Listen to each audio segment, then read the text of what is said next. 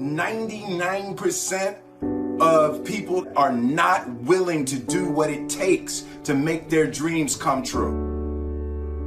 The Marines have a saying, everybody wants to go to heaven, but nobody wants to die.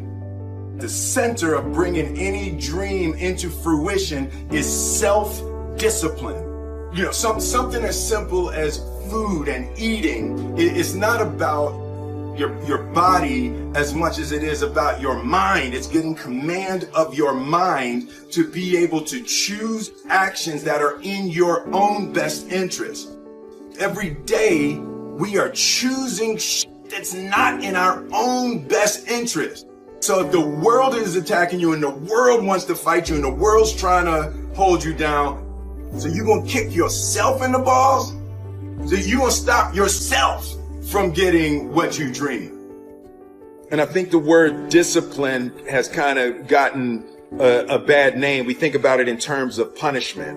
I'm not talking about discipline in that way. I'm talking about discipline in the sense that you forego immediate pleasure for the exchange of long-term self-respect. I believe that self-discipline is the definition of self-love. That when you say that you love yourself, that means that you have behavior towards yourself that is loving. Self-discipline is the center of all material success. You cannot win the war against the world if you can't win the war against your own mind.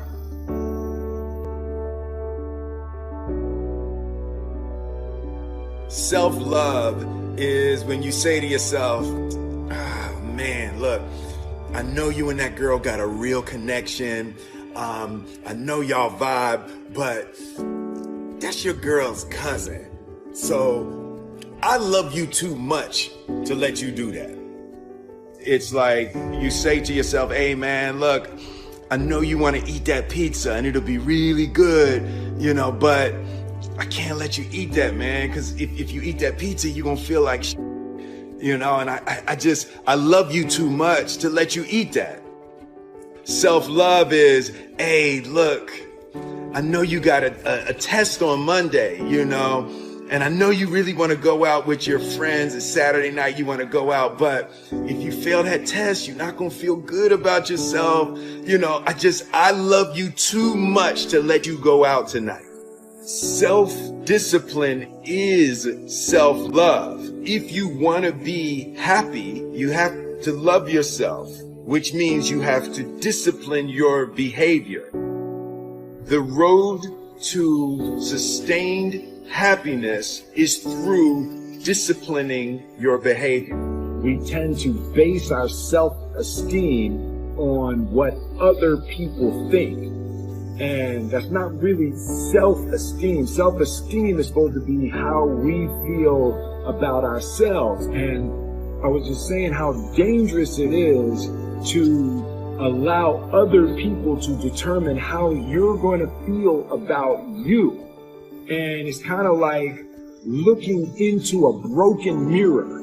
You're going to look in a broken mirror and then change your face to try to look good in this defiled, busted, broken mirror.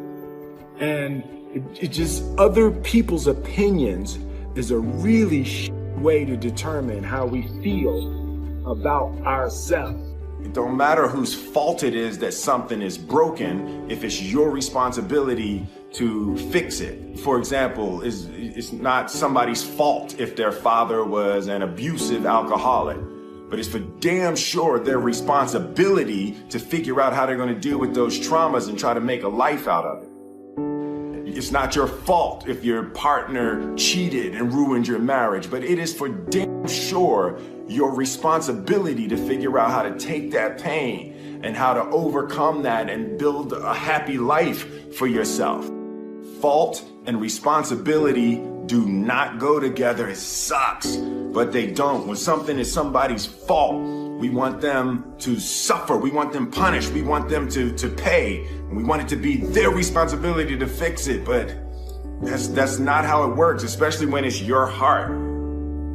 Your heart, your life, your happiness is your responsibility and your responsibility alone.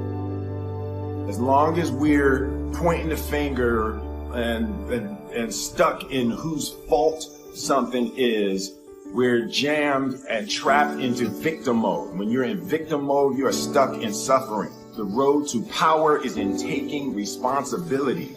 Your heart, your life, your happiness is your responsibility and your responsibility alone. You can make a person smile, you can make a person feel good, you can make a person laugh, but whether or not a person is happy is deeply and totally and utterly out of your control. The prerequisite for spending time with any person is that they nourish and inspire you. They feed your flame. Look at your last 5 text messages. Are those people feeding your flames or dousing your fire? Put your phone down for just a second and look around. Look to the people around you. Are those people throwing logs on your fire or are they pissing on it?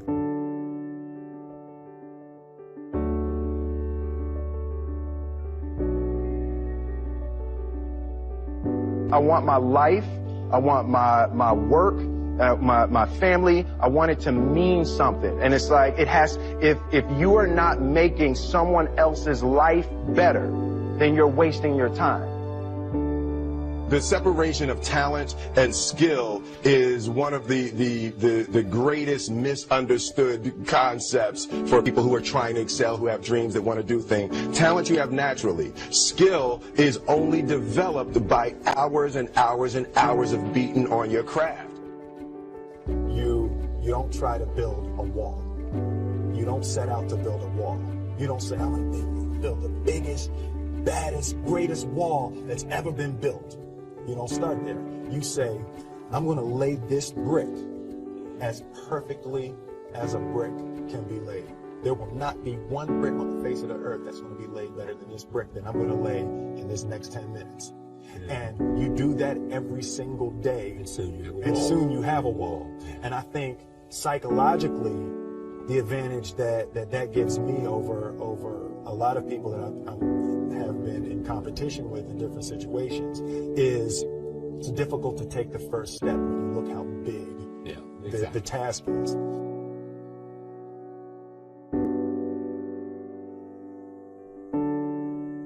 The definition of who I am is very clear to me, and it also redefines who I want to be, in that I know for a fact that I'm stronger than I thought I was. You know, you can't help but ask yourself the question, what would I do if I was in Muhammad Ali's shoes?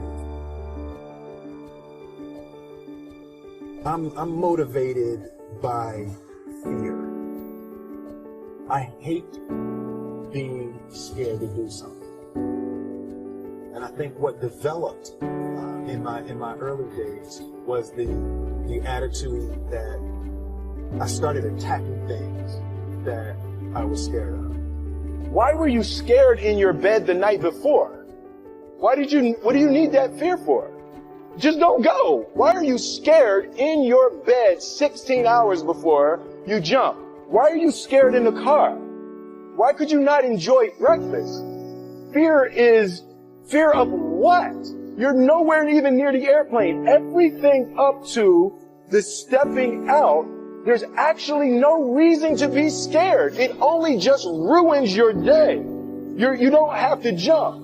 And then in that moment, all of a sudden, where you should be terrified is the most blissful experience of your life. And God placed the best things in life on the other side of terror. Way to win at life. I never miss that fact.